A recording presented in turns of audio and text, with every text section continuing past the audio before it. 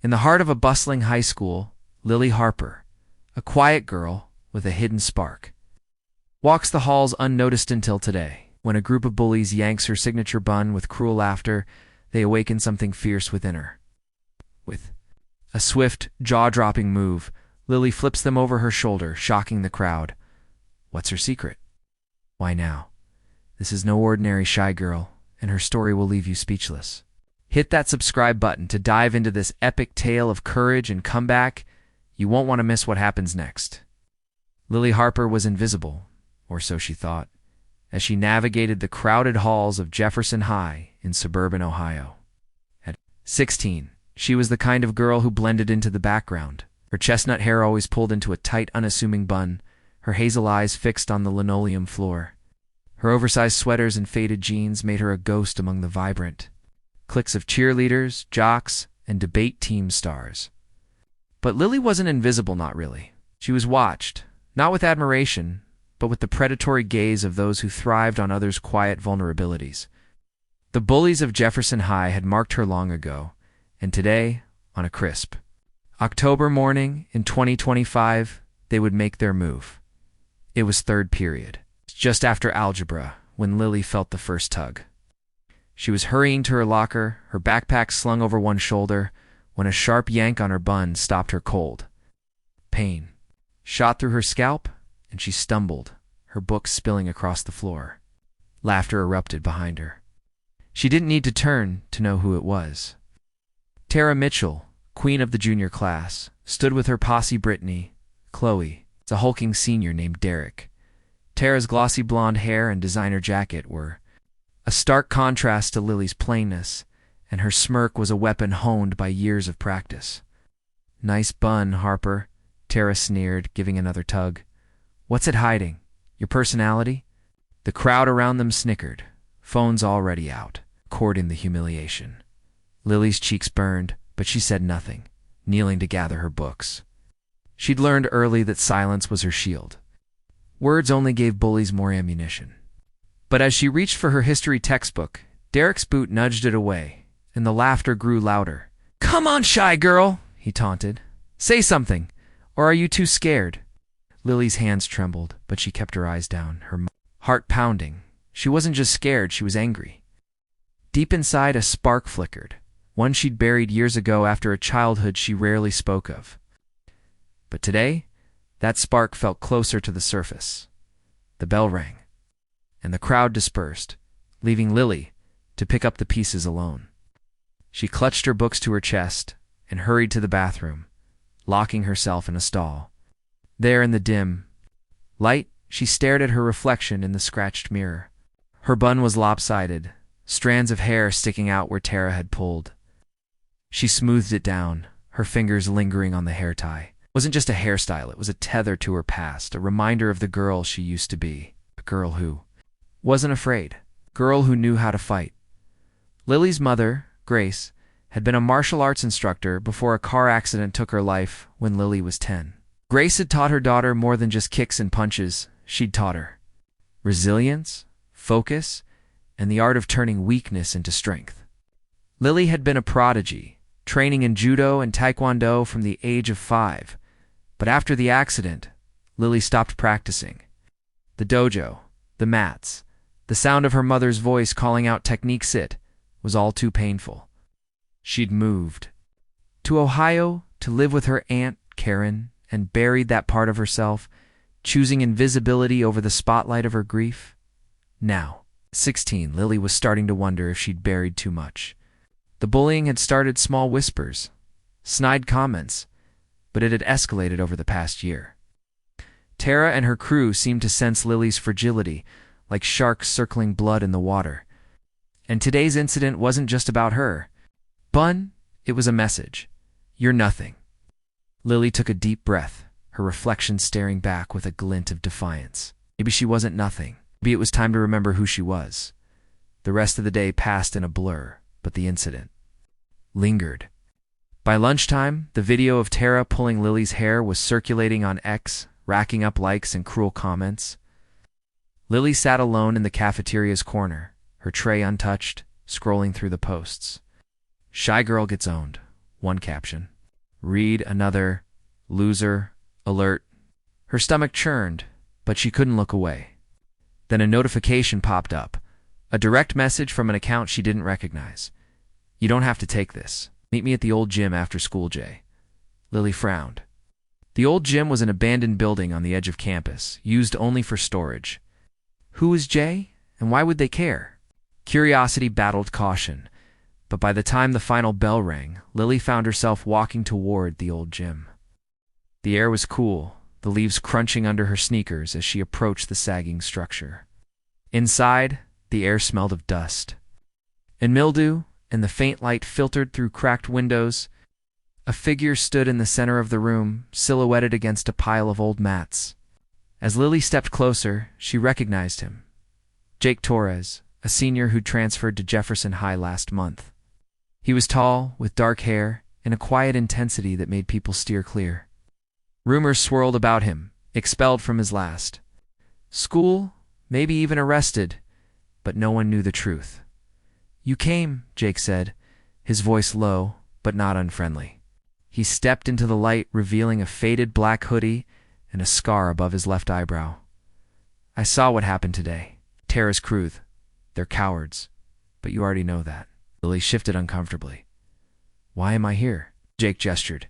To the mats, because I think you're more than what they see. I've been watching you, Lily. You move like someone who knows how to handle themselves, but you're holding back. Why? Lily's breath caught. How could he know? She hadn't trained in years, hadn't told anyone about her past.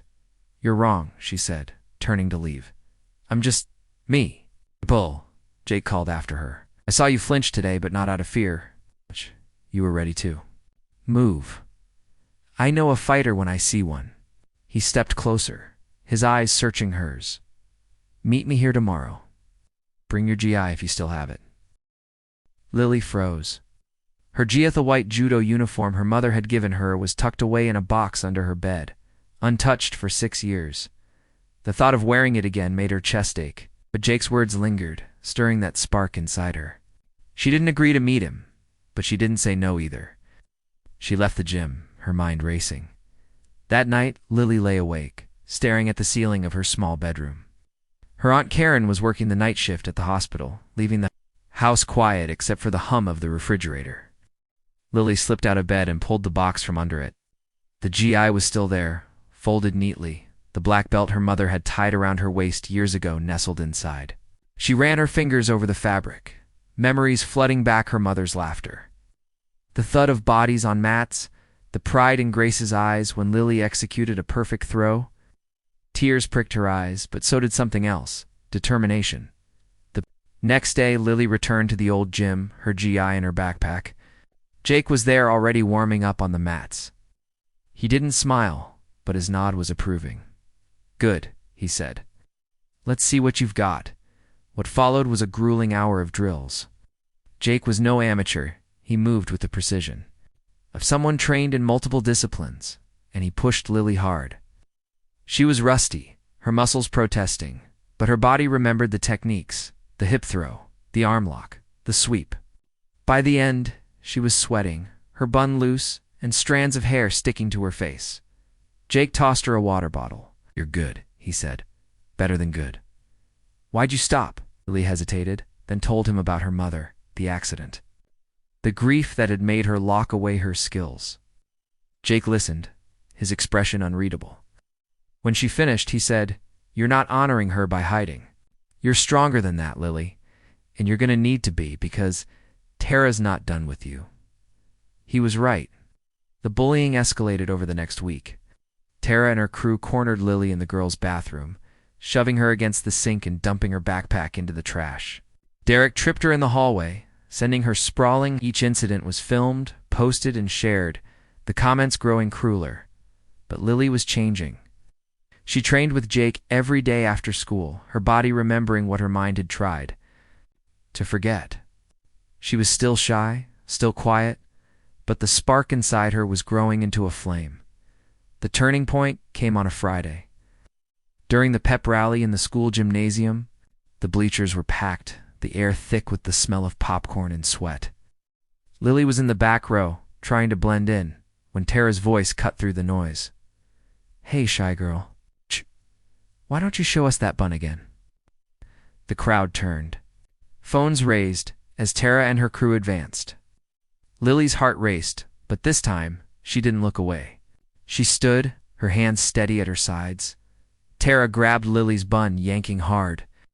The pain was sharp, but Lily's training kicked in. In one fluid motion, she grabbed Tara's wrist, twisted, and used her momentum to flip her over her shoulder. Tara landed on the bleacher with a thud, her eyes wide with shock.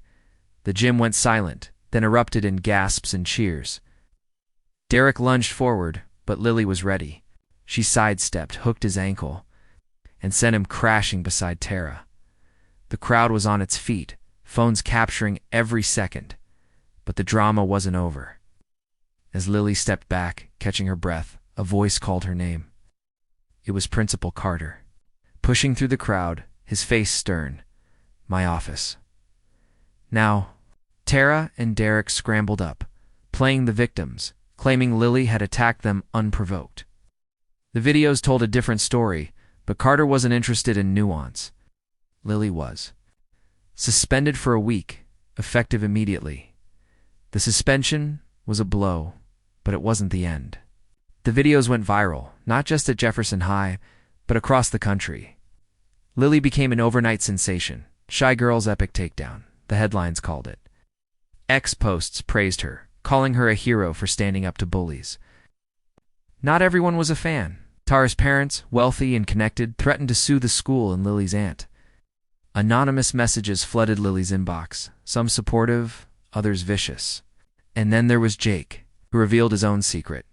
He'd been expelled from his last school for fighting back against a bully, a decision that cost him a scholarship. He'd seen Lily's potential because he'd been where she was. The twist came when Lily returned to school. She expected hostility, but instead she found allies. Classmates who'd once ignored her now nodded in respect. A group of freshmen approached her, asking for self-defense tips. Even some of Tara's friends distanced themselves, unwilling to be associated with her after the videos exposed her cruelty. But Tara wasn't finished. She cornered Lily in the parking lot after school, this time with a new ally, a girl named Mia, a transfer student with a reputation for trouble. Ow. Mia was taller, stronger, and trained in kickboxing. "You think you're tough now?" Tara spat. "Let's see how you handle her." Ouch. Lily didn't want to fight, but Mia didn't give her a choice. The parking lot was empty, the perfect stage for Tara's revenge. Mia came at Lily fast, her fists flying. Lily ducked, her training with Jake kicking in. She blocked a kick, countered with a sweep, and pinned Mia to the ground. Tara screamed, rushing forward, but Jake appeared from nowhere, stepping between. "Them, enough," he said, his voice calm but firm. Tara backed off, her plan unraveling. The aftermath was chaotic. The school launched an investigation into the bullying, prompted by the viral videos and pressure from parents. Tara and Derek were suspended, and Mia was expelled. Lily's suspension was lifted, and Principal Carter issued a public apology. But the real victory wasn't in the punishment. It was in Lily's transformation. She wasn't invisible anymore. She joined the school's self-defense club, started by Jake, and began teaching younger students how to protect themselves. Her bun, once a target, became a symbol of her strength. A reminder of the girl who'd flipped her fears over her shoulder as the school year ended. Lily stood in the old gym, her GI tied tightly, her black belt gleaming. Jake was there, a rare smile on his face. "You did it," he said. "You showed them who you are." Lily nodded, her eyes bright. She wasn't just shy girl anymore. She was Lily Harper, and she was unstoppable. What did you think of Lily's story? Where are you watching from? New York, California, Texas, or somewhere else in the USA? Drop your location in the comments and let us know how Lily's comeback inspired you. Subscribe for more stories of courage and triumph.